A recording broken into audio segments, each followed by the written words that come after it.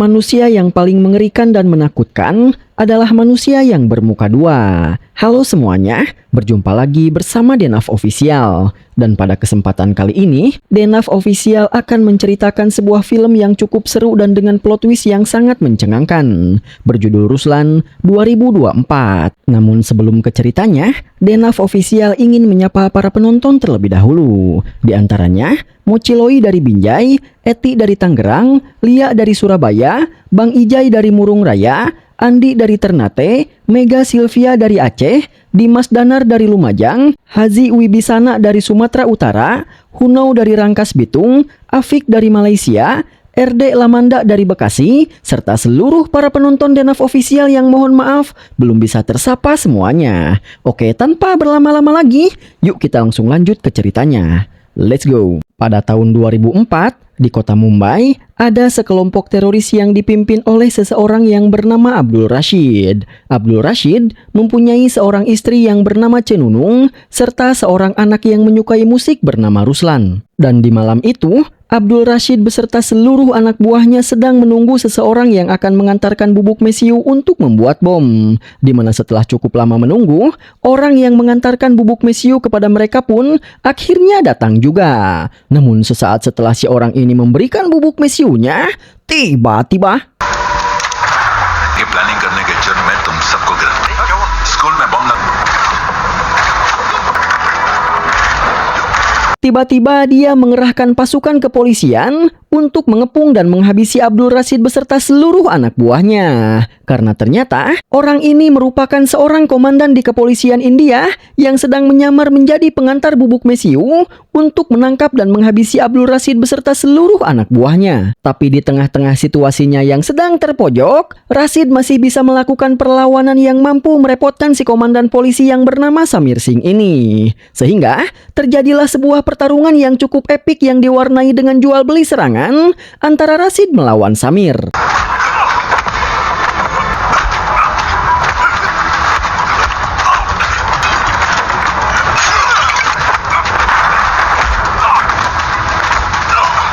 Dan di tengah-tengah sengitnya pertarungan antara Rashid melawan Samir, Cenunung yang melihat Ruslan, dia pun berlari untuk mencoba menyelamatkan Ruslan, agar Ruslan tidak terkena dampak dari peperangan tersebut. Namun sayangnya, karena tindakannya tersebut, justru malah membuat dirinya tertembak oleh para polisi India yang membuat Cenunung meninggal di tempat.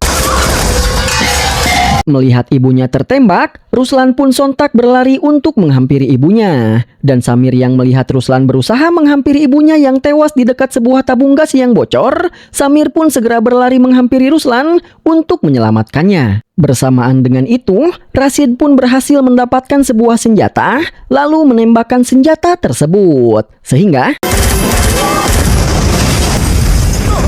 akibat dari tembakan Rashid di tengah-tengah kebocoran gas, membuat sebuah ledakan yang menewaskan Rashid beserta seluruh anak buahnya. Tapi untungnya, Samir berhasil selamat dan berhasil menyelamatkan Ruslan. Tak lama setelah itu, para petugas polisi yang lain pun berdatangan ke tempat tersebut untuk melakukan evakuasi. Sementara Ruslan yang masih di bawah umur dan tidak mengetahui apapun, dibawa dan diamankan oleh pihak kepolisian. Singkat cerita, di saat Samir mendatangi sebuah sekolah untuk merayakan hari ulang tahun pernikahannya dengan cara membagi-bagi makanan kepada anak-anak di sekolah tersebut, Samir melihat Ruslan yang sedang murung dan bersedih. Karena kini, kedua orang tuanya telah tiada dan kini dia dibenci oleh semua orang. Karena dia merupakan anak dari seorang teroris.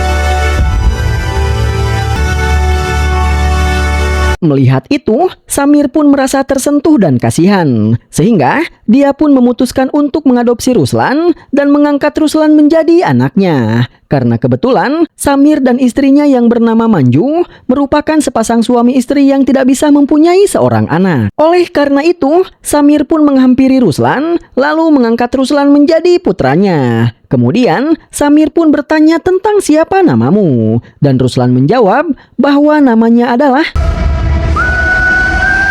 Singkat cerita, 20 tahun pun telah berlalu. Pada tahun 2024, Ruslan yang kini telah tumbuh dewasa, dia pun kini telah bergabung dengan salah satu organisasi intelijen India yang bertugas untuk mencari informasi. Dan saat ini, Ruslan sedang diberikan misi pertama oleh atasannya. Di mana misi pertamanya tersebut adalah Ruslan harus pergi ke Istanbul untuk memata-matai seorang pedagang senjata ilegal terbesar di Pakistan yang bernama Rahil. Di mana di saat itu, Rahil sedang akan melakukan sebuah pertemuan bersama salah satu kliennya yang bernama Ozan di sebuah klub. Oleh karena itu, Ruslan pun segera pergi ke Istanbul, lalu mendatangi klub yang akan menjadi tempat pertemuan antara Rahil dengan Ozan. Di mana di sana, Rahil dan Ozan pun sudah saling bertemu dan sudah saling mengobrol. Kemudian, Ruslan yang menyamar menjadi seorang pelayan, berjalan untuk mengantarkan minuman yang dipesan oleh Ozan. Namun karena Ruslan salah membawakan pesanan minuman Ozan, membuat Ozan pun menjadi marah, sehingga Ozan pun langsung menodongkan senjatanya kepada Ruslan dan berniat menghabisi Ruslan. Tetapi tiba-tiba Ruslan pun balik menyerang dan menghabisi Ozan dengan senjatanya sendiri. Di mana hal itu membuat situasi di klub tersebut menjadi kacau, yang membuat semua pengunjung di klub tersebut berlari ketakutan. Sementara para anak buah Ozan yang melihat bos mereka tewas di hadapannya, mereka pun langsung berusaha menyerang Ruslan untuk menuntut balas. Namun, alih-alih membalas dendam, justru merekalah yang harus tewas dibantai oleh Ruslan. Dan ketika Ruslan akhirnya berhasil meratakan seluruh anak buah Ozan, Ruslan pun harus berhadapan dengan Rahil. Tetapi berbeda dengan anak buah Ozan, Rahil berkali-kali lipat jauh lebih kuat. Sehingga pertarungan Ruslan dengan Rahil pun terlihat sangat seimbang dengan diwarnai jual beli serangan.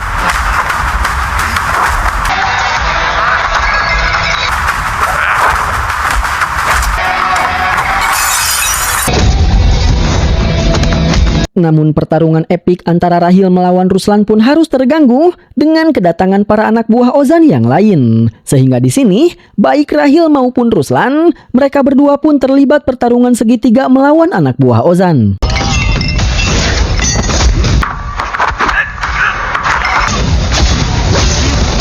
Dan ketika Ruslan berhasil meratakan seluruh anak buah Ozan lalu kembali berniat untuk melanjutkan pertarungannya dengan Rahil, ternyata Rahil sudah tidak ada di sana dan sudah pergi melarikan diri. Sehingga dengan kepergian Rahil, misi pertama Ruslan untuk mendapatkan informasi mengenai Rahil pun telah gagal total. Dan karena kegagalannya tersebut, Ruslan pun harus dimarahi habis-habisan oleh atasannya yang bernama Mantra. Di mana di sini, Mantra berkali-kali menegaskan bahwa organisasi intelijen tempat Ruslan bekerja saat ini merupakan organisasi yang hanya bertugas mengumpulkan informasi, lalu memberikan informasi tersebut ke pihak yang bersangkutan. Jadi, Ruslan dan agen-agen lain yang bekerja di bawah Mantra tidak boleh terlibat konflik dan pertarungan, serta tidak boleh melakukan operasi lapangan. Dan mereka hanya perlu menyamar lalu menyelidiki setiap informasi yang mungkin bisa didapatkan.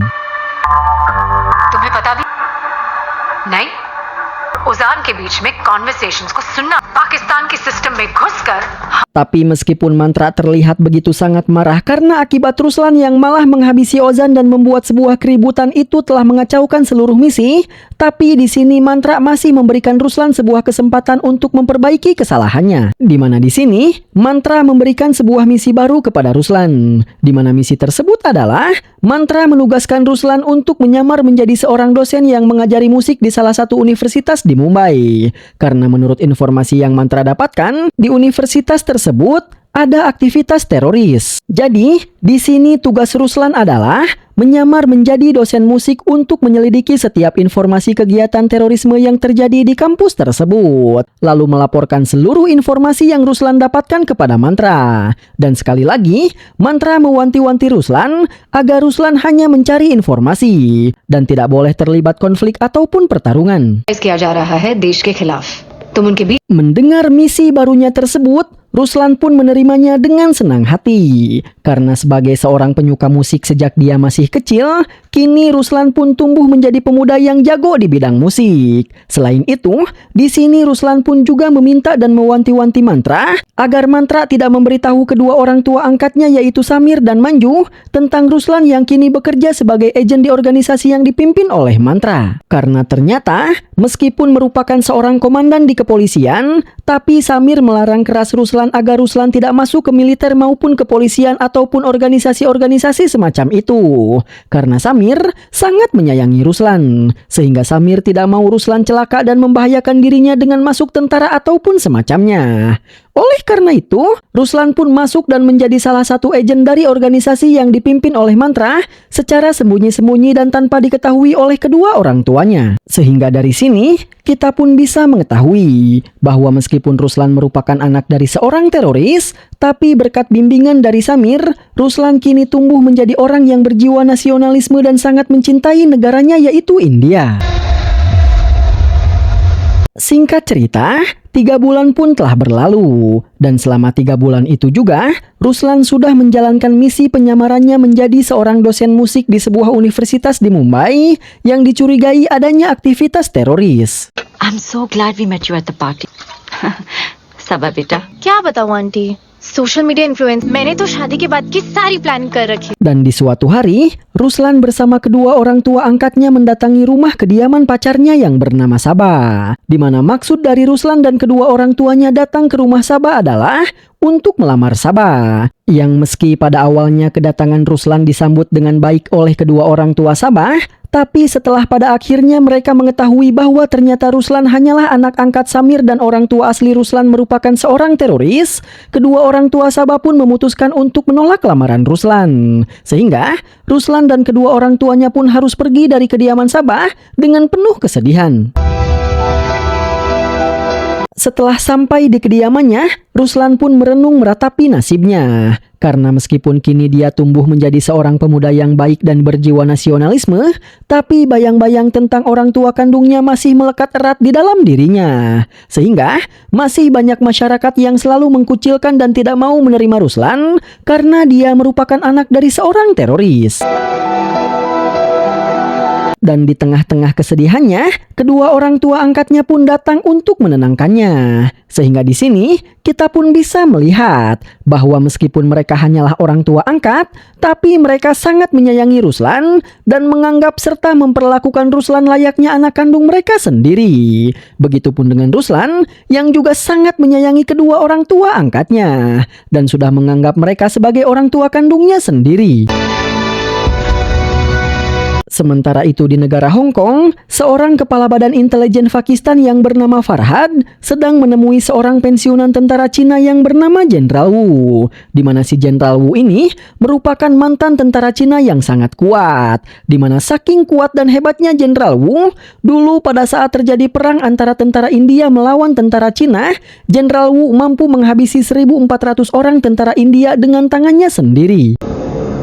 Welcome to China, in the country which I defended for so many. Dan saat ini, setelah pensiun dari militer Cina, Jenderal Wu kini telah menjadi seorang pengusaha yang sangat kaya raya.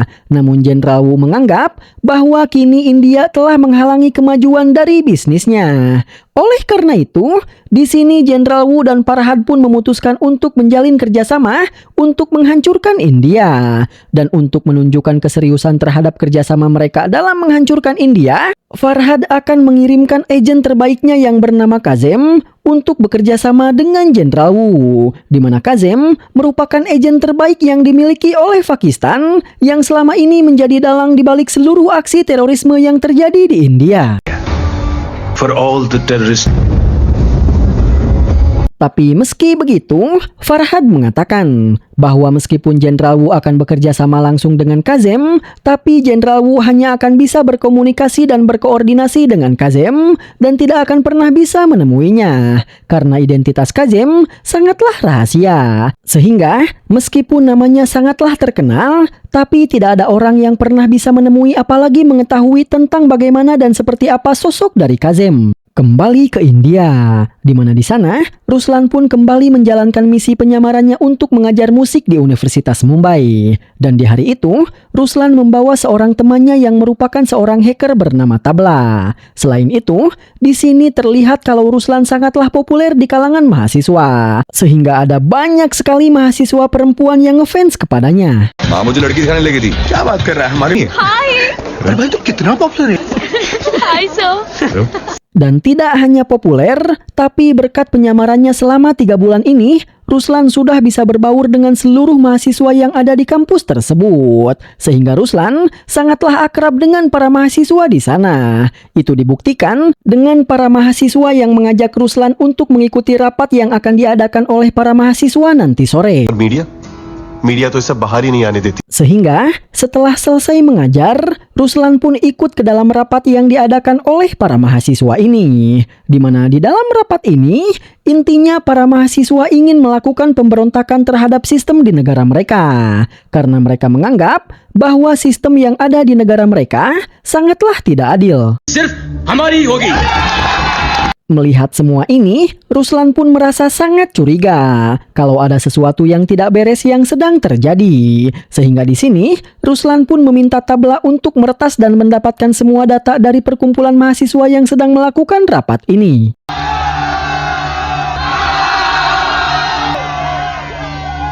Dan di malam harinya, Ruslan pun merekap dan mempelajari seluruh data mahasiswa yang dia dapatkan dari Tabla. Lalu, di keesokan harinya, Ruslan pun menemui Mantra untuk memberikan informasi yang baru saja dia dapatkan. Di mana di sini, Ruslan menjelaskan bahwa saat ini ada sebuah kelompok mahasiswa di Universitas Mumbai yang sedang merencanakan sebuah pemberontakan. Dan setelah diselidiki, Ruslan mengetahui bahwa ada 5 orang anggota di dalam kelompok mahasiswa tersebut yang bukan orang India. Sehingga dengan itu, Ruslan pun bisa menyimpulkan bahwa kelima orang tersebut merupakan para teroris yang menyamar menjadi mahasiswa untuk mencuci otak dari para mahasiswa di Universitas Mumbai agar melakukan pemberontakan terhadap negaranya sendiri, yaitu India, ungkap Ruslan sambil memberikan amplop yang berisi seluruh rincian mengenai informasi tersebut. Ruslan. Thank you so much, ma'am. Di malam harinya, Mantra pun mengadakan sebuah pertemuan dengan Perdana Menteri, pihak militer, serta para pimpinan organisasi intelijen India yang lainnya. Di mana di sini, Mantra mengatakan bahwa dia mendapatkan sebuah kiriman foto dari salah satu agennya yang bertugas di Tiongkok. Di mana foto tersebut merupakan sebuah foto yang memperlihatkan sebuah pertemuan antara Jenderal Wu dengan Farhad. Sehingga dari foto ini, meskipun mereka tidak bisa mendengarkan percakapan antara Jenderal Wu dengan Farhad, tapi mereka bisa menyimpulkan bahwa sepertinya Jenderal Wu dengan Farhad sedang melakukan sebuah kesepakatan kerjasama untuk menghancurkan India. India में एक बहुत ही strong sleeper cell network unfortunately he was shot there. Fortunately इस meeting का agenda हम Dan di foto yang satunya lagi, terlihat Jenderal Wu dengan Farhad yang sedang memandangi sebuah poster tentang festival musik internasional yang akan diadakan oleh para mahasiswa di Universitas Mumbai. Sehingga dari sini, Mantra bisa menyimpulkan bahwa mungkin Jenderal Wu dan Farhad akan melakukan sesuatu di saat festival musik tersebut sedang berlangsung. Mantra.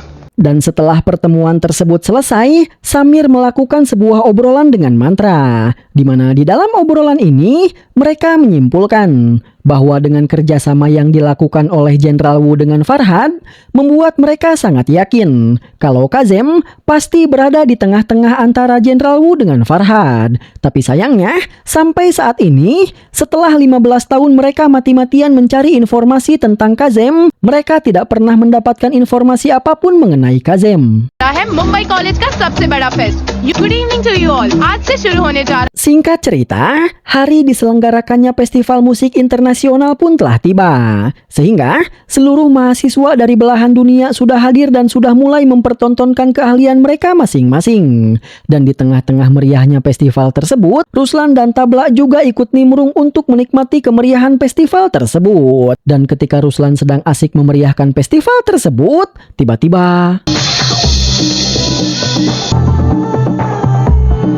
dia melihat seorang wanita cantik yang membuat dirinya seketika langsung merasa tertarik terhadap si wanita itu. Singkat cerita, di malam harinya, festival musik internasional tersebut pun dibuka dengan penampilan Ruslan, di mana karena apik serta bagusnya nyanyian yang dipersembahkan oleh Ruslan, membuat semua orang yang hadir menjadi sangat terpukau dan menikmati lantunan lagu yang dibawakan oleh Ruslan, tak terkecuali si wanita yang disukai oleh Ruslan, di mana dia juga terlihat sangat menyukai lagu yang dibawakan oleh Ruslan.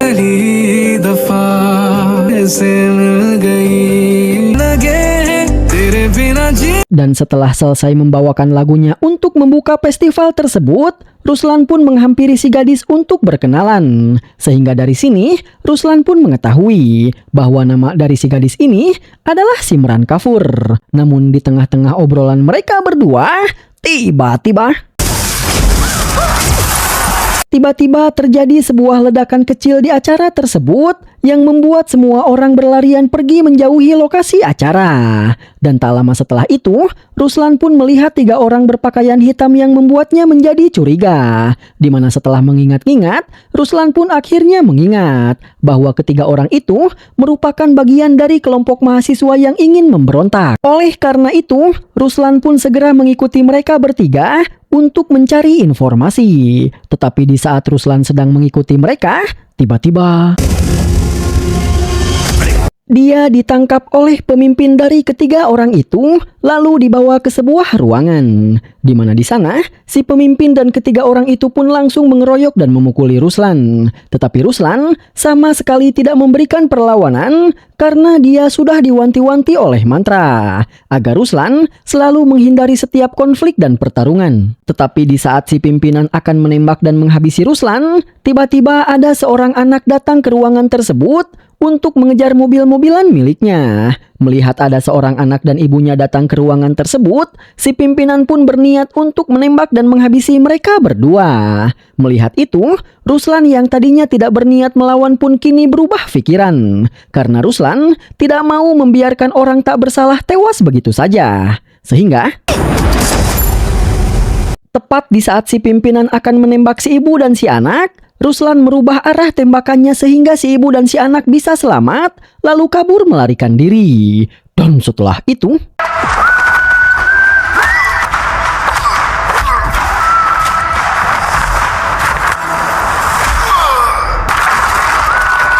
melihat itu, para anak buah Li pun langsung berinisiatif untuk mengeroyok Ruslan. Oleh karena itu, maka pergedebukan pun terjadi.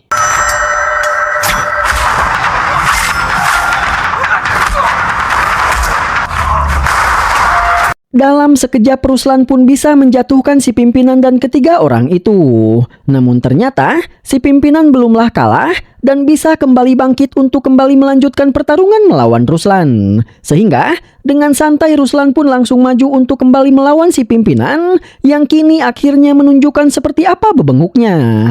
Dan berbeda dengan sebelumnya, kini si pimpinan pun menunjukkan seperti apa kemampuan dan kekuatannya. Sehingga berbeda dengan sebelumnya, kini pertarungan mereka pun berjalan dengan lebih epik dan diwarnai dengan jual beli serangan yang membuat pertarungan tersebut berjalan dengan cukup sengit.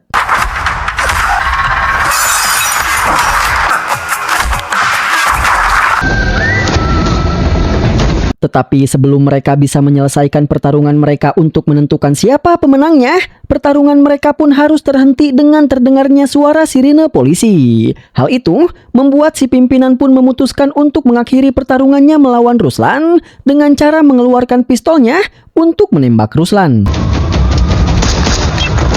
Hal itu membuat Ruslan tidak mempunyai pilihan lain selain berlindung agar tidak tertembak. Dan sebelum pergi, si pimpinan pun menembak dan menghabisi ketiga anak buahnya terlebih dahulu, lalu dia pun pergi dengan membawa sebuah tas. Yang meski di sini Ruslan gagal menghentikan si pimpinan serta gagal merebut tas yang dibawa oleh si pimpinan, tapi di sini Ruslan berhasil mendapatkan sebuah ponsel milik salah seorang di antara ketiga anak buah si pimpinan yang tewas. Namun sayangnya, ponsel tersebut sudah dalam keadaan rusak. Setelah itu, Ruslan pun pergi meninggalkan tempat tersebut sebelum akhirnya para polisi datang untuk melakukan evakuasi. General, there is a problem. One boy. Setelah itu, si pimpinan pun melakukan sebuah panggilan telepon untuk melaporkan kejadian yang baru saja terjadi. Sehingga dari sini, kita pun akhirnya bisa mengetahui bahwa si pimpinan ini merupakan salah satu anak buah sekaligus pengawal terbaik Jenderal Wu yang bernama Li. Dan di sini, Li pun melaporkan bahwa misi yang dia jalankan mendapatkan sebuah masalah karena ada seorang pemuda yang ikut campur dan menghalangi misi mereka. Tapi Jenderal Wu tidak mempermasalahkan hal itu karena yang terpenting bagi Jenderal Wu, Li bisa membawa dan mengamankan tas yang berisi paket yang sangat berharga bagi Jenderal Wu. At any cost. And find out the Sementara itu, Ruslan juga menemui Mantra untuk melaporkan seluruh kejadian yang terjadi di dalam festival. Di mana di sini, lagi-lagi Mantra memarahi dan menegur Ruslan karena Ruslan kembali terlibat sebuah konflik dan pertarungan. Apalagi, ada 3 orang yang meninggal akibat pertarungan tersebut. Tetapi di sini, Ruslan membela dirinya dengan mengatakan bahwa apa yang dia lakukan semata-mata karena dia ingin melindungi seorang anak dan ibunya yang ingin dihabisi oleh orang yang dia lawan. Selain itu, Ruslan juga menjelaskan bahwa ketiga orang tersebut tewas bukan karena dihabisi oleh Ruslan, melainkan dihabisi oleh orang yang dia lawan, di mana orang tersebut merupakan orang Cina, ungkap Ruslan. इन लोग सस्पिशियस लगे तब इनको फॉलो किया. Mendengar itu, Mantra pun menanyakan tentang apakah orang yang Ruslan lawan ada di antara salah satu foto ini atau tidak. Dan Ruslan menjawab bahwa orang itu merupakan orang yang fotonya ada di tengah-tengah. Oleh karena itu, di sini Mantra pun mengetahui bahwa orang yang Ruslan lawan adalah Li, salah satu pengawal terbaik dari 3 orang pengawal terbaik Jenderal Wu. Selain itu, di sini Ruslan juga mengatakan bahwa dalam melakukan aksinya, Li dan para anak buahnya membawa sebuah tas yang sepertinya tas tersebut sangatlah berharga. Tapi sayangnya, Ruslan tidak bisa mengetahui apa isi dari tas tersebut. Namun di sini, Ruslan tidak menceritakan kalau dia berhasil mendapatkan sebuah ponsel milik dari salah satu anak buah Li. अरे यार तबला तू कहा था यार और मुझे एक चीज बता तू तो स्ट्रेस लेता क्यों है? Setelah itu, Ruslan pun datang ke tempat Tabla untuk meminta Tabla agar Tabla menyalinkan seluruh data-data yang ada di dalam ponsel milik dari salah seorang anak buah Li yang tewas. अरे तूने अभी तक फोन क्यों नहीं खोला यार? बाप बड़े रंगीन है. Dan di keesokan harinya, Ruslan pun kembali ke apartemen Tabla untuk melihat hasil salinan ponselnya. Di mana di sini, Ruslan pun menemukan sebuah video. Di mana di dalam video tersebut, Ruslan menemukan sebuah sandi Morse yang berkedip-kedip di sebuah lampu. Sehingga, Ruslan pun segera menulis dan menerjemahkan sandi Morse tersebut. Di mana setelah diterjemahkan, sandi tersebut ternyata merupakan sebuah lokasi. Dan di tengah-tengah aktivitasnya tersebut, Ruslan mendapatkan sebuah telepon dari nomor yang tak dikenal, di mana ternyata si penelpon tersebut ternyata adalah Kazem. Dan maksud Kazem menelpon Ruslan adalah karena Kazem sangat menyukai aksi yang ditunjukkan oleh Ruslan saat di festival. Sehingga di sini, Kazem pun membujuk Ruslan agar mau bergabung ke dalam kelompoknya, seperti orang tua kandungnya yang juga merupakan anak buah Kazem, ungkap Kazem. Selain itu, seolah sedang memperhatikan Ruslan, di sini Kazem pun bisa mengetahui apa yang sedang Ruslan lakukan, di mana Ruslan sedang berusaha mendapatkan informasi melalui sebuah ponsel yang dia dapatkan saat di festival. Selain itu, seolah sudah memperhatikan Ruslan sejak lama, Kazem juga mengetahui siapa Ruslan, serta bagaimana dan seperti apa latar belakang Ruslan. Bahkan, Kazem juga mengetahui bahwa Ruslan merupakan salah satu agen di bawah pimpinan Mantra. Oleh karena itu, di sini Ruslan pun berjalan keluar untuk melihat tentang apakah ada seseorang yang sedang memperhatikannya atau tidak. Dan sambil melihat-lihat, Ruslan pun menolak tawaran Kazem yang mengajaknya untuk bergabung ke dalam kelompoknya.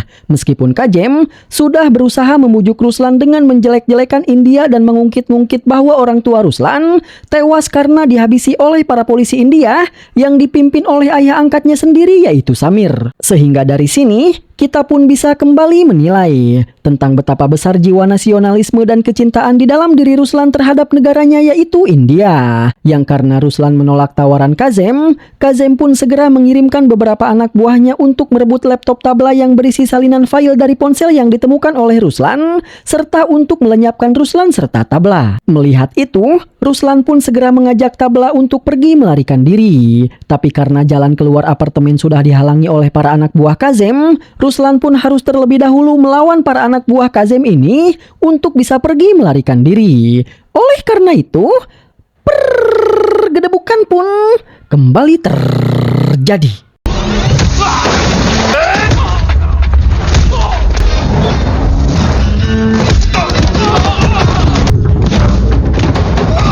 Di mana dengan kemampuannya sebagai seorang agen, Ruslan pun bisa dengan mudah menghadapi para anak buah Kazem yang berusaha menyerangnya serta Tabla. Bahkan, tidak hanya melindungi dirinya, tapi dengan kemampuan serta kehebatannya yang sangat luar biasa, Ruslan pun mampu melindungi Tabla dan mengalahkan seluruh anak buah Kazem yang berniat mencelakainya.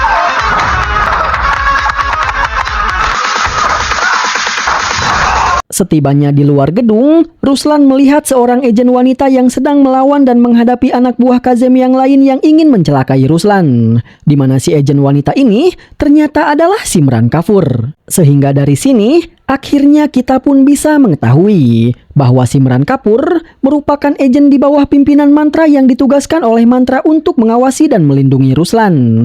Karena Ruslan selalu bertindak gegabah dan melawan perintah Mantra. Selain itu, di sini kita juga mengetahui bahwa Simran ternyata hanyalah nama palsu. Karena nama sebenarnya dari si agen wanita ini adalah Fanny.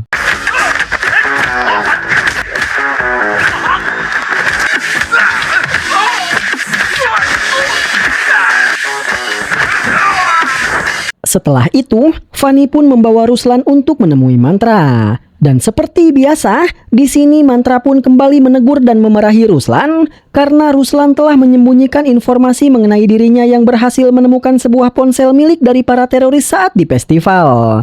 Dan akibat dari kelakuannya ini, di sini Mantra pun memutuskan untuk memecat dan memberhentikan Ruslan sebagai agennya. Namun sebelum Ruslan yang sudah diberhentikan akan pergi meninggalkan Mantra dan Fanny, Ruslan terlebih dahulu bertanya kepada Mantra tentang siapakah orang yang bernama Kazem. Karena sebelumnya, Kazem telah menelpon Ruslan. Dan dari percakapan mereka di telepon, Ruslan bisa mengetahui bahwa selama ini Kazem telah memata-matai dirinya. Sehingga Kazem sangat mengenal betul siapa Ruslan, bahkan tahu betul bahwa Ruslan merupakan agen di bawah pimpinan Mantra, ungkap Ruslan, yang membuat Mantra merasa sangat terkejut. ये कासिम कौन है? Mendengar itu, merasa bahwa Ruslan akan bisa dimanfaatkan untuk mendapatkan informasi mengenai Kazem yang selama ini sangat sulit didapatkan, Mantra pun batal memecat Ruslan dan mengangkatnya kembali menjadi agennya. Karena Mantra ingin memanfaatkan Ruslan untuk bisa menemukan dan menangkap Kazem. Oleh karena itu, di sini Mantra pun menugaskan Ruslan untuk bekerja sama sebagai sebuah tim dengan Fanny dan Fanny sebagai kapten timnya. Dan Mantra menugaskan Ruslan serta Fanny untuk mengawasi lokasi yang didapatkan oleh Ruslan dari sandi Morse yang Ruslan temukan di sebuah video dari ponsel milik salah satu teroris yang tewas di festival. Oleh karena itu, di malam harinya, Fanny dan Ruslan pun sudah berada di lokasi yang dimaksud, di mana lokasi tersebut ternyata merupakan hotel kedutaan India. Dan di sini, Fanny pun melakukan pemantauan penuh ke sekeliling hotel tersebut melalui kamera CCTV.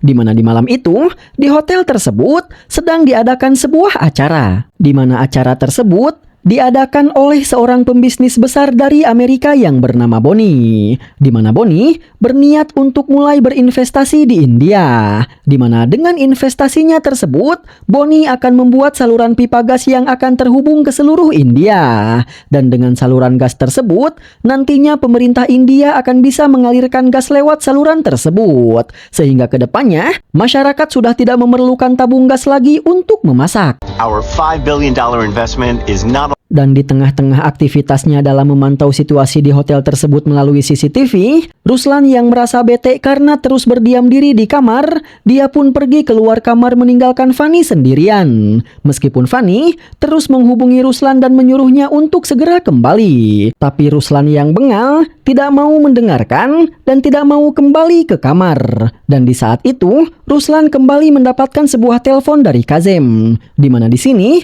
Kazem kembali menjelek-jelekan India dan orang tua angkat Ruslan yaitu Samir untuk kembali membujuk Ruslan agar mau bergabung dengan kelompoknya. Tapi mau dibujuk seperti apapun, Ruslan tetap menolak dan tidak mau mengkhianati negaranya yang sangat dia cintai ini. Selain itu, seolah sedang memperhatikannya, Kazem pun mengetahui bahwa kini Ruslan sedang berada di hotel kedutaan. Lalu, di sini Kazem pun mengatakan bahwa malam ini Kazem akan menghabisi Boni, si pengusaha Amerika yang ingin berinvestasi di India.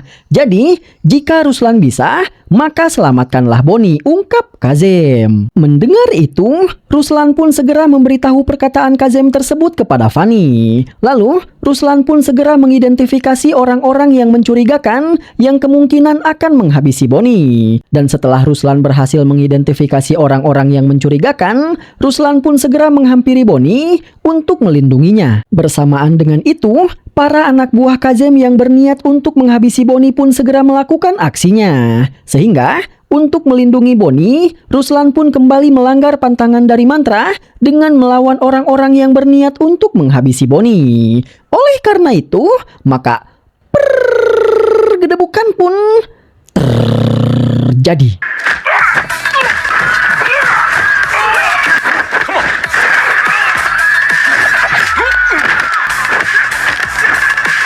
Setelah berhasil mengalahkan beberapa orang di sana, Ruslan pun menghampiri Boni, lalu membawanya pergi untuk menyelamatkannya. Tapi karena para anak buah Kazem yang ingin menghabisi Boni terus berdatangan, Ruslan pun harus melawan dan melewati para anak buah Kazem tersebut terlebih dahulu, agar dia bisa membawa pergi dan menyelamatkan Boni. Dan karena sudah terlanjur terjadi pertempuran, mau tidak mau akhirnya Fani pun juga ikut bergabung ke dalam pertempuran untuk membantu Ruslan dalam menghadapi orang-orang yang ingin melenyapkan Boni.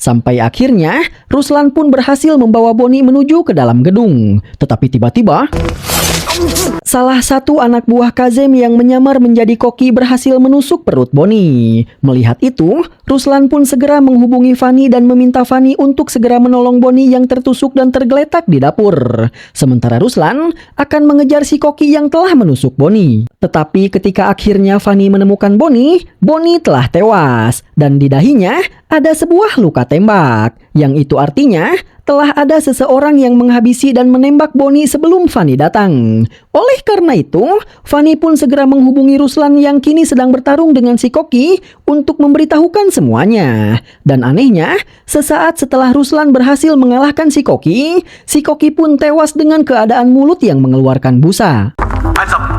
Stay back. Move up. Tak lama setelah itu, datanglah pihak kepolisian yang ingin mengevakuasi tempat tersebut dan berniat mengepung pelaku yang telah menghabisi Boni. Dan karena orang yang terakhir kali membawa Boni adalah Ruslan, para polisi ini pun mengira bahwa Ruslanlah orang yang telah menghabisi Boni. Dan karena para polisi mengira bahwa Ruslanlah orang yang telah menghabisi Boni, para polisi pun akhirnya menyimpulkan bahwa Ruslan merupakan salah satu anggota dari kelompok para teroris. Sehingga para polisi ini pun berniat untuk mengepung dan menangkap Ruslan. Mendengar itu, Fani pun segera menghubungi Ruslan untuk mengatakan bahwa para polisi mengira kalau Ruslanlah orang yang telah menghabisi Boni dan mengira bahwa Ruslan merupakan anggota dari para teroris. Oleh karena itu, di sini Fani pun menyuruh Ruslan untuk segera melarikan diri dan menyelamatkan dirinya dari kepungan para polisi yang kini sedang berusaha untuk menangkapnya. Mendengar itu, Ruslan pun merasa sangat terkejut karena mengapa bisa para polisi malah mengira bahwa dialah pelaku yang telah menghabisi Boni. Dan di tengah-tengah rasa terkejutnya, para polisi pun datang untuk menangkap Ruslan. Namun hal yang paling membuat Ruslan merasa sangat terkejut adalah Samir ada di antara para polisi yang ingin menangkapnya. Melihat itu, di sini Ruslan pun berusaha menjelaskan bahwa orang yang telah menghabisi Boni bukanlah dirinya. Tapi Samir tidak mau mempercayai Ruslan. Bahkan karena rasa kecewanya terhadap Ruslan, Samir pun sampai mengatakan bahwa selama ini dia telah salah menduga. Karena Samir berpikir bahwa dengan bimbingannya dia akan bisa membuat Ruslan tumbuh menjadi orang yang berjiwa nasionalisme. Tapi ternyata dia telah salah. Karena anak dari seorang teroris, pada akhirnya hanya akan menjadi seorang teroris, ungkap Samir, yang membuat Ruslan sontak merasa kecewa dan merasa sakit hati.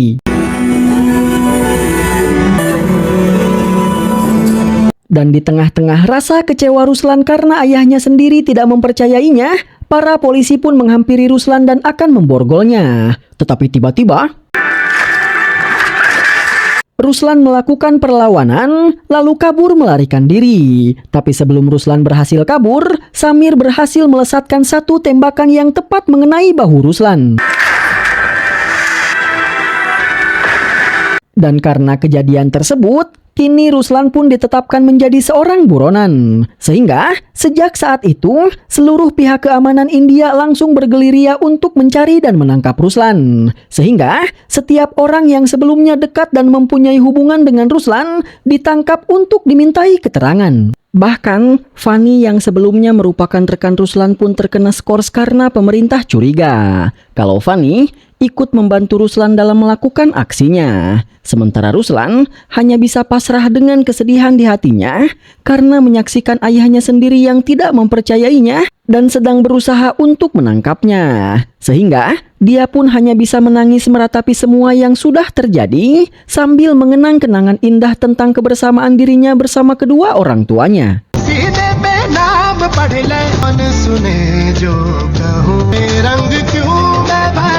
Dan kini hanya ada dua orang yang percaya bahwa Ruslan tidaklah bersalah. Dan kedua orang tersebut adalah ibu angkatnya yaitu Manju serta mantan rekannya yaitu Fani. Sehingga di saat Samir terus berusaha mencari Ruslan, Manju terus-menerus menangis karena dia yakin bahwa Ruslan tidaklah bersalah. Oleh karena itu, di suatu hari, di saat luka tembaknya sudah benar-benar sembuh, Ruslan pun menemui Manju yang sedang berdoa di kuil. Di mana di sini Ruslan mengatakan bahwa dia tidaklah bersalah. Jadi, Ruslan meminta ibunya itu untuk mendoakannya. Karena sekarang, Ruslan akan berjuang untuk membuktikan bahwa dia bukanlah orang yang telah menghabisi Boni dan dia bukanlah seorang teroris.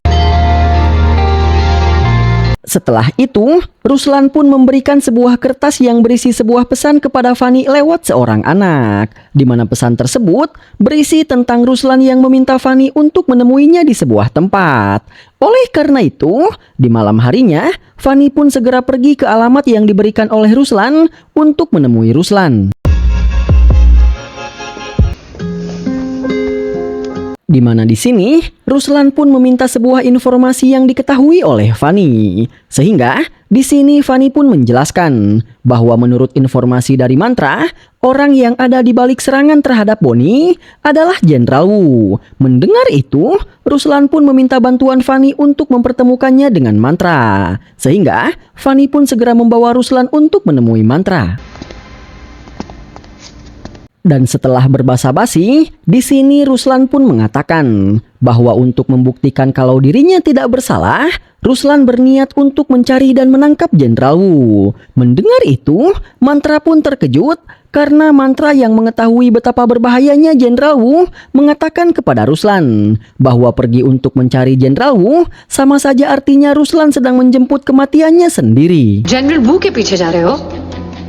Tapi meski begitu, Ruslan tetap bersikeras untuk mencari Jenderal Wu. Karena hanya itulah satu-satunya cara untuk membuktikan bahwa dirinya tidaklah bersalah. Dan kalaupun Ruslan tidak pergi mencari Jenderal Wu, Ruslan pasti akan tetap tewas di tangan pihak keamanan India. Karena kini, Ruslan merupakan seorang buronan yang paling dicari oleh India. Oleh karena itu, di sini Ruslan pun mengatakan Jika saya berdiam diri di sini dan tewas di tangan para pihak keamanan India, maka saya pasti akan tewas sebagai seorang teroris. Tapi jika saya pergi mencari Jenderal Wu dan tewas di tangan Jenderal Wu, meski pada akhirnya saya akan tetap tewas, tapi karena saya tewas di tangan Jenderal Wu, India akan bisa menyimpulkan bahwa saya tidaklah bersalah dan saya bukanlah seorang teroris. Sehingga saya akan tewas sebagai seorang tentara India yang sedang berjuang demi negaranya. उन्होंने मुझे किया है अब तो ये जंग जानता हूं इसलिए जनरल वू के पीछे टेररिस्ट की मौत मिलेगी वहां मरूंगा.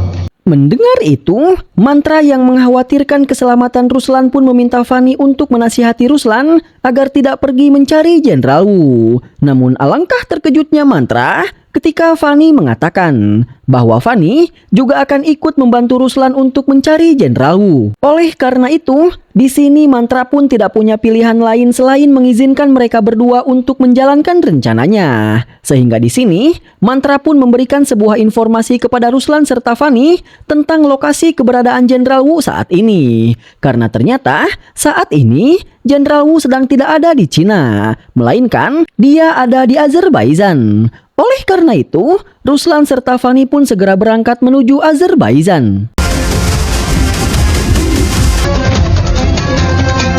Dan tidak hanya memberikan bantuan dengan memberikan informasi terkait keberadaan Jenderal Wu, tapi Mantra juga menugaskan para agen yang bekerja di bawah perintahnya dan saat ini sedang bertugas di Azerbaijan untuk membantu Ruslan serta Fanny dalam melakukan aksinya. Dan setelah beberapa hari mereka berada di Azerbaijan serta setelah melakukan berbagai penyelidikan, mereka bertiga pun menyimpulkan bahwa Jenderal Wu sedang merencanakan sesuatu yang buruk terhadap India. Tapi karena mereka tidak berhasil mendapatkan informasi mengenai rincian rencana yang akan dilakukan oleh Jenderal Wu, Ruslan pun berencana untuk menyamar dan menyusup ke dalam pesta yang akan diadakan oleh Jenderal Wu besok malam. Karena siapa tahu, dengan menyusup ke dalam pesta tersebut, Ruslan akan bisa menemukan sebuah petunjuk. Oleh karena itu, di keesokan malamnya, Ruslan bersama Fanny pun menyamar dan pergi ke acara pesta Jenderal Wu. Namun di sini, Ruslan dan Fanny bersikap seolah mereka tidak saling mengenal.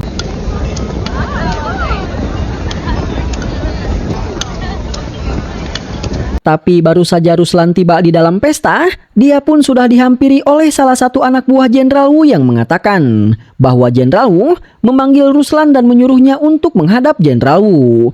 Oleh karena itu, Ruslan pun segera menghampiri dan menghadap Jenderal Wu. Di mana di sini, Jenderal Wu pun mengatakan bahwa meskipun Ruslan datang ke pestanya dengan menyamar dan menggunakan identitas orang lain, tapi Jenderal Wu tahu betul siapa Ruslan dan tahu betul apa tujuan Ruslan datang ke tempatnya ini. Di mana Jenderal Wu menjelaskan bahwa tujuan Ruslan datang ke pestanya ini adalah untuk mencari informasi terkait rencana Jenderal Wu, ungkap Jenderal Wu. Sehingga di sini, Jenderal Wu pun menyuruh seluruh anak buahnya untuk menangkap Ruslan. Dan karena Ruslan kini sedang berada di markas Jenderal Wu, membuatnya tidak bisa melakukan perlawanan. Oleh karena itu,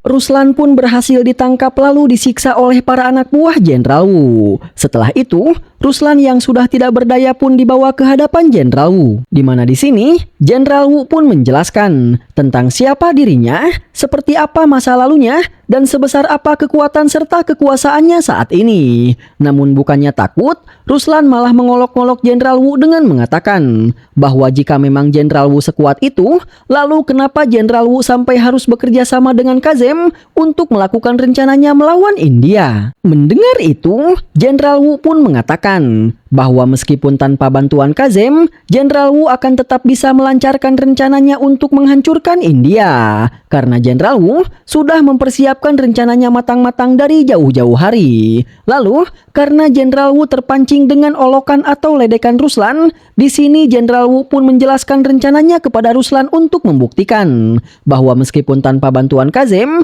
Jenderal Wu akan tetap bisa menjalankan rencananya. Di mana Jenderal Wu menjelaskan bahwa tas yang dibawa oleh Lee dan para anak buahnya saat di festival itu berisi sebuah zat kimia. Dan Jenderal Wu akan menyebarkan zat kimia tersebut ke seluruh Mumbai melalui pipa gas yang dibuat oleh perusahaan Boni di Mumbai. Sehingga dengan begitu, zat kimia tersebut akan tersebar luas ke seluruh rumah sakit, hotel-hotel, rumah-rumah, kantor, dan seluruh bangunan yang ada di Mumbai. Sehingga every kitchen.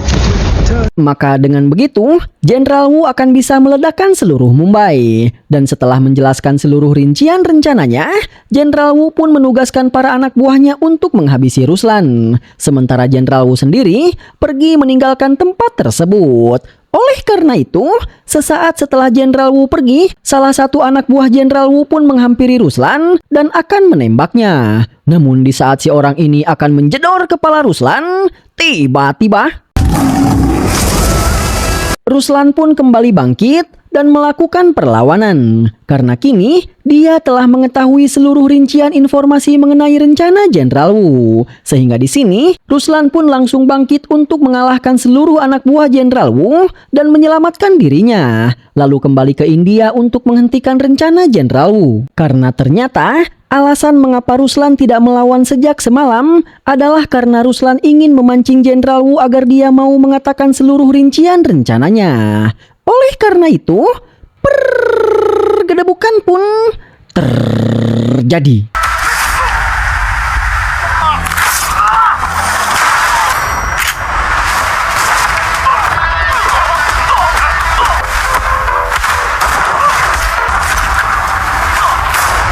Setelah berhasil mengalahkan para anak buah Jenderal Wu, Ruslan pun langsung pergi untuk mengejar Jenderal Wu. Begitupun dengan Fanny yang juga ikut datang untuk membantu Ruslan dalam menghentikan Jenderal Wu. Tapi sayangnya, meskipun mereka berdua akhirnya berhasil mengalahkan seluruh anak buah Jenderal Wu, tapi mereka tidak berhasil menemukan keberadaan Jenderal Wu di dalam mobil-mobil ini. Setelah itu, Ruslan pun menjelaskan seluruh informasinya kepada Fanny dan mengajak Fanny untuk segera kembali ke India guna menggagalkan rencana yang akan dijalankan oleh Jenderal Wu. Namun sebelum itu, Ruslan dan Fanny berniat untuk menghubungi Mantra guna memberitahukan semua informasi tersebut kepada Mantra. Dan di malam harinya, di kota Mumbai, Mantra pun kembali akan mengadakan sebuah pertemuan untuk memberikan informasi yang sudah dia kumpulkan. Tapi di saat semua orang sudah menunggu di ruang rapat, Mantra masih belum datang ke pertemuan tersebut. Dan tak lama setelah itu, ada seseorang yang datang untuk memberitahu pimpinan rapat bahwa Mantra telah ditemukan meninggal dunia. Mantra is dead. Oleh karena itu, Samir dan para polisi pun segera pergi ke tempat di mana mayat Mantra ditemukan untuk melakukan evakuasi dan penyelidikan guna menemukan pelaku yang telah menghabisi Mantra. Tapi di tengah-tengah evakuasi sedang berlangsung, salah satu bawahan Samir memberikan ponsel Mantra kepada Samir. Karena sejak tadi, teleponnya terus-menerus berdering. Oleh karena itu, Samir pun mengangkat telepon tersebut. Sehingga dengan begitu, Samir pun akhirnya mengetahui bahwa selama ini Ruslan merupakan salah satu agen di bawah pimpinan Mantra. Dan di sini, Samir pun mengatakan kepada Ruslan bahwa Mantra kini telah tewas. Mendengar itu, Samir beserta Fanny pun sontak merasa sangat terkejut. Tapi karena situasinya sedang genting, mereka berdua pun tidak mempunyai waktu untuk berkabung. Dan di sini, Ruslan pun memberitahu Samir bahwa akan ada serangan teroris besar-besaran di kota Mumbai. Jadi, Ruslan membutuhkan bantuan Samir untuk bisa menghentikan serangan tersebut. Sementara itu di perusahaan gas, para anak buah Jenderal Wu pun sudah mulai berdatangan dan menyerang seluruh penjaga serta karyawan di perusahaan gas tersebut.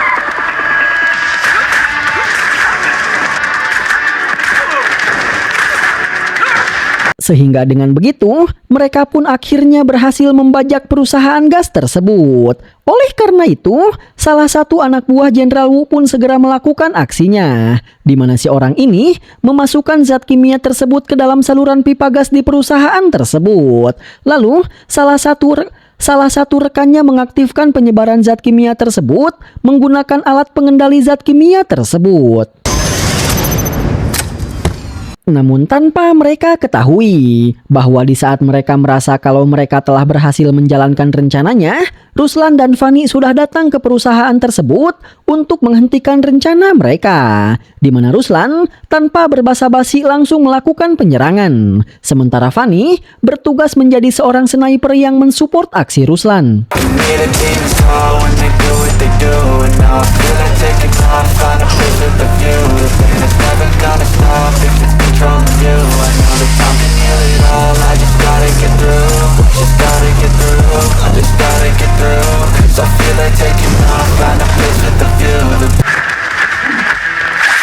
Sampai akhirnya, setelah meratakan seluruh kroco, Ruslan pun kembali berhadapan dengan Lee, sang pengawal terbaik yang dimiliki oleh Jenderal Wu. Oleh karena itu, pergedebukan kedua antara Ruslan melawan Lee, si pengawal terbaik Jenderal Wu pun terjadi.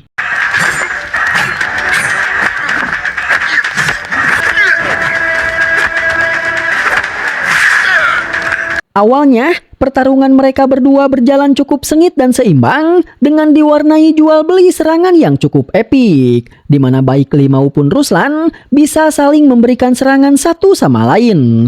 Tetapi ketika di tengah-tengah pertarungan Lee mengatakan bahwa dialah orang yang telah menghabisi mantra, itu membuat Ruslan menjadi marah. Dan karena kemarahannya itulah, kekuatan Ruslan pun menjadi bertambah berkali-kali lipat. Sehingga di sini, dengan penuh amarah, Ruslan pun bisa menghajar Lee habis-habisan, lalu menghabisinya dengan sangat brutal.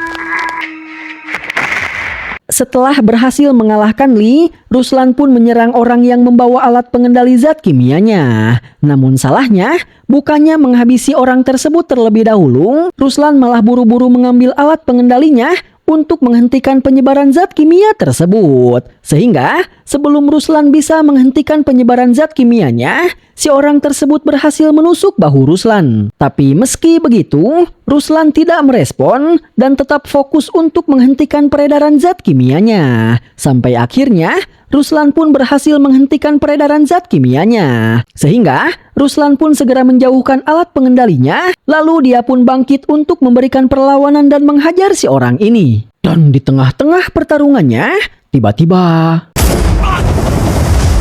datanglah Samir yang menolong Ruslan dengan menembak si orang tersebut. Sehingga di sini, karena menyaksikan bagaimana anaknya berjuang, Samir pun akhirnya merasa sangat yakin bahwa Ruslan memang bukanlah seorang teroris.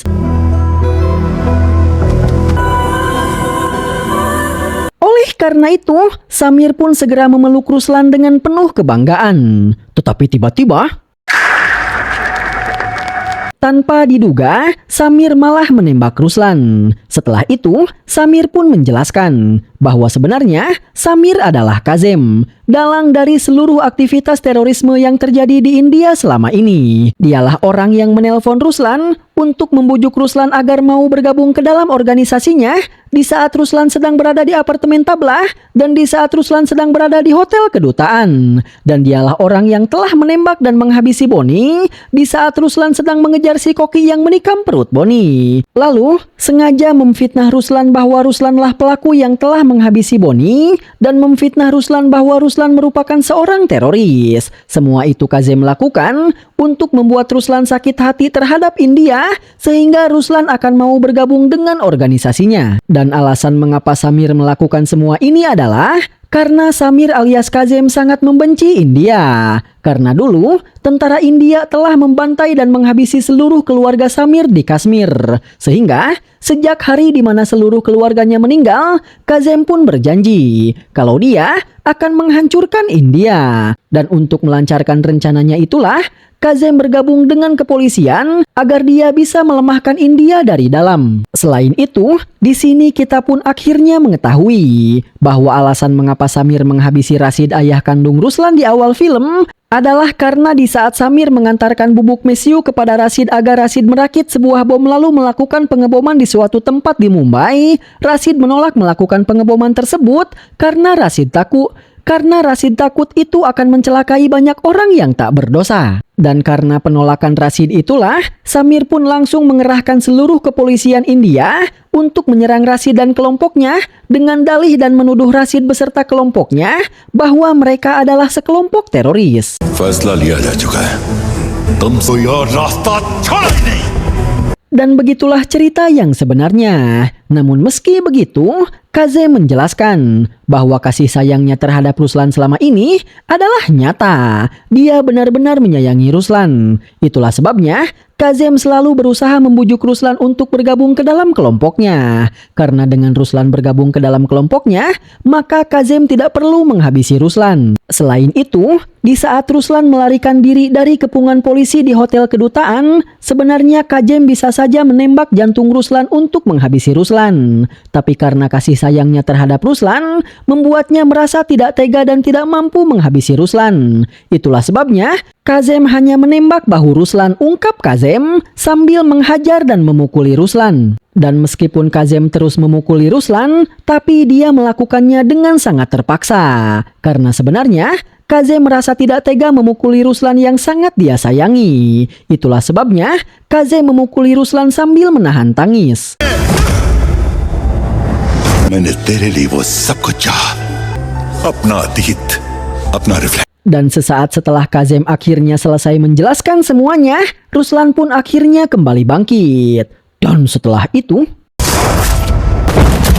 dengan penuh keterpaksaan, Ruslan pun menghabisi ayahnya sendiri. Singkat cerita, para polisi pun mulai berdatangan untuk mengevakuasi tempat tersebut. Dan atas apa yang dilakukan oleh Ruslan, kini dia pun telah berhasil membersihkan namanya. Sehingga seluruh masyarakat yang tadinya menganggapnya seorang teroris, kini berbalik memuja-muji dirinya dan menganggap dirinya adalah seorang pahlawan. Tak lama setelah itu, Manju yang tidak mengetahui bahwa ternyata suaminya adalah Kazem juga datang ke tempat tersebut lalu menangis memeluk Ruslan. Di mana Manju dan semua orang berpikir kalau alasan mengapa Samir tewas adalah karena berperang bersama Ruslan melawan kelompok teroris. Dan Ruslan yang tidak ingin nama baik Samir tercoreng tetap merahasiakan bahwa sebenarnya Samir adalah Kazem. 2 bulan kemudian, Ruslan pun dipanggil oleh seorang pimpinan dari salah satu organisasi intelijen India. Di mana di sini, si orang ini pun memuji Ruslan habis-habisan atas aksi heroiknya 2 bulan yang lalu. Setelah itu, si orang ini pun memberikan sebuah kertas yang berisi sebuah alamat tentang keberadaan Jenderal Wu. Melihat itu, Ruslan pun mengerti dengan apa yang dimaksud oleh si pimpinan. Oleh karena itu, Ruslan pun langsung pergi ke alamat yang diberikan oleh si pimpinan untuk menemui Jenderal Wu. Dan setelah itu, oleh karena itu, maka film pun sudah berakhir. Aduh, suara saya sudah serak nih guys. Oke, sampai di sini dulu pertemuan kita kali ini ya lur. Terima kasih bagi dulur-dulur yang sudah menonton dari awal hingga akhir. Jangan lupa like, share, komen, dan subscribe ya lur. Sampai jumpa lagi di video-video berikutnya. Bye-bye.